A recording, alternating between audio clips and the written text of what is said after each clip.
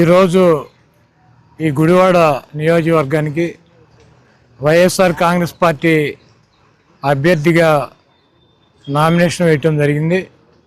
నా నామినేషన్కి పెద్ద సంఖ్యలో వైఎస్ఆర్ కాంగ్రెస్ పార్టీ కుటుంబ సభ్యులు, ప్రజానీకం పాల్గొని విజయవంతం చేశారు. ముఖ్యంగా వాళ్ళందరికీ కూడా నా హృదయపూర్వక ధన్యవాదాలు తెలుపుతూ, ఈ రాష్ట్రంలో వైఎస్ఆర్ కాంగ్రెస్ పార్టీ ప్రభుత్వం 5 సంవత్సరాలు పూర్తి చేసుకుని ఎన్నికలకి సిద్ధంగా జగన్మోహన్ రెడ్డి గారి ఆధ్వర్యంలో మేమందరం కూడా సిద్ధం అని చెప్పి గత 4 నెలల నుంచి ఈ రాష్ట్ర వ్యాప్తంగా అనేక సభలు నిర్వహించి ఈ రాష్ట్రంలో వైఎస్ఆర్ కాంగ్రెస్ పార్టీ చేసినటువంటి కార్యక్రమాలని, ఈ రాష్ట్రంలో వైఎస్ఆర్ కాంగ్రెస్ పార్టీని గెలిపించాల్సినటువంటి అవసరాన్ని మా ముఖ్యమంత్రి, మా పార్టీ అధ్యక్షులు వైఎస్ జగన్మోహన్ రెడ్డి గారు అనేక సభల ద్వారా వివరించారు.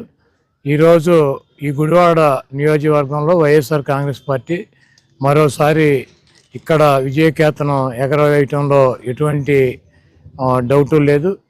ప్రజల నుంచి తిరిగినప్పుడు సంక్షేమ కార్యక్రమాలు అందినటువంటి ప్రజానికం కానీ, జగన్మోహన్ రెడ్డి గారి పాలన కావాలనుకున్నటువంటి ప్రజానికం కానీ మాకు సంపూర్ణంగా దీవించి మళ్ళీ జగన్మోహన్ రెడ్డి గారే ముఖ్యమంత్రి అవ్వాలి, మా స్కూల్స్ కానీ మాకు హాస్పిటల్కి వెళ్తే ఎటువంటి ఇబ్బందులు లేకుండా, అదేవిధంగా సంక్షేమ కార్యక్రమాల ద్వారా మా కుటుంబాలకి జగన్మోహన్ రెడ్డి గారు మేలు చేశారు. అటువంటి మేలు చేసినటువంటి వ్యక్తికి మరొకసారి మేము అవకాశం ఇస్తాం, ఓటేస్తామని చెప్పి బహిరంగంగానే చెప్పేటువంటి పరిస్థితి ఉంది. తెలుగుదేశం పార్టీకి సంబంధించినటువంటి కొంతమంది ఆ చంద్రబాబు అభిమానులు కావచ్చు, తెలుగుదేశం పార్టీకి సంబంధించినటువంటి వ్యక్తులు కావచ్చు, కోడిగుడ్డుకి ఏకలు పీకినట్టు చేసినటువంటి కార్యక్రమాలను గాలికి వదిలేసి ఏమన్నా 1-6 మిగిలిపోయిన కార్యక్రమాలు ఉంటే అవి చేయలేదని చెప్పి దాన్ని ఏదో వాళ్ళ పచ్చ మీడియా ద్వారా బయటికి చూపించుకోవాలన్నటువంటి ప్రయత్నం చేస్తున్నారు. ఈరోజు ఈ గుడివాడ పట్టణంలో కానీ, గుడివాడ నియోజకవర్గంలో కానీ ఎటువంటి ఘర్షణలు లేకుండా ఎన్నికలను నడపాలన్నటువంటి ఉద్దేశం మేము కట్టుబడి ఉన్నాము. ఆ ఉద్దేశంతోనే అక్కడక్కడ కొంత తెలుగుదేశం పార్టీ రెచ్చగొట్టేటువంటి కార్యక్రమం చేసినా కూడా మేము ఎక్కడ కూడా రెచ్చిపోయేటువంటి కార్యక్రమం చేయట్లేదు. ప్రజాస్వామ్యంలో ఫైనల్గా ప్రజలు ఇచ్చేటువంటి తీర్పే దైవ నిర్ణయం. ఎన్ని హత్య చేసినా, ఎన్ని అబద్ధాలు చెప్పినా, ఎన్ని మోసాలు చేసినా గతంలో చంద్రబాబు నాయుడు 2014 ఎన్నికల మేనిఫెస్టోకి ఈరోజు 24 ఎన్నికల మేనిఫెస్టోకి ఏమీ తేడా లేదు.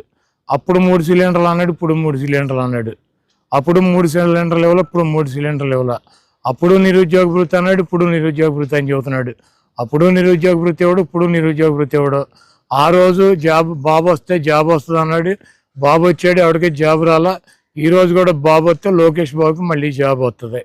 కాబట్టి చంద్రబాబు నాయుడు 14లో ప్రజలను ఏ రకంగా మోసం చేశాడో అదే మేనిఫెస్టోతో మళ్ళీ ఆయనకి అల్జిమర్స్ వచ్చింది కాబట్టి, ఆయన మర్చిపోయాడు కాబట్టి ఈయన చేసినటువంటి మోసాలను ప్రజలు కూడా మర్చిపోయాడని చెప్పి భావించి వచ్చాడు. తప్పకుండా రేపు రాబోయే రోజుల్లో చంద్రబాబు నాయుడికి మాడు పగిలేటువంటి తీర్పు ఈ రాష్ట్ర ప్రజలు ఇస్తారు. చంద్రబాబుకి ఇయే చివరి ఎన్నికలు.